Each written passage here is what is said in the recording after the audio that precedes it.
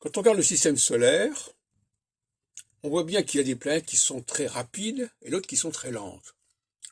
Et ça crée une différence de catégorie.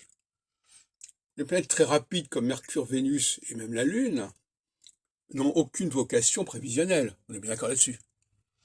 Prévoir au jour le jour, au mois par mois, ça n'a pas beaucoup d'intérêt. C'est vrai aussi pour le Soleil d'ailleurs. Ça devient intéressant à partir de Mars, si on veut. Bon, il reste Mars, Jupiter et Saturne. Au-delà de Saturne, ce sont des planètes qu'on ne connaissait pas avant le 19e siècle. Bon. Donc, de toute façon, on est avec 3 planètes qui puissent être opérationnelles sur le plan prévisionnel. Mais Mars n'est pas très intéressant. Et d'ailleurs, André Barbeau, dans son indice cyclique, ne le prend pas en compte. Il commence avec Jupiter. Donc on a Jupiter-Saturne. Ce groupe Jupiter-Saturne, c'est ce qui a été la base de la théorie des grandes conjonctions d'Albumazar.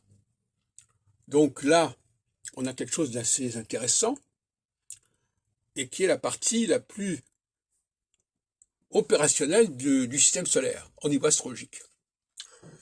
En revanche, il y a le thème natal, le thème astral, qui lui fonctionne selon une autre logique qui n'est pas cyclique, qui est une logique spatiale.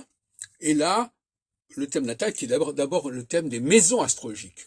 Les maisons astrologiques sont la base du thème natal.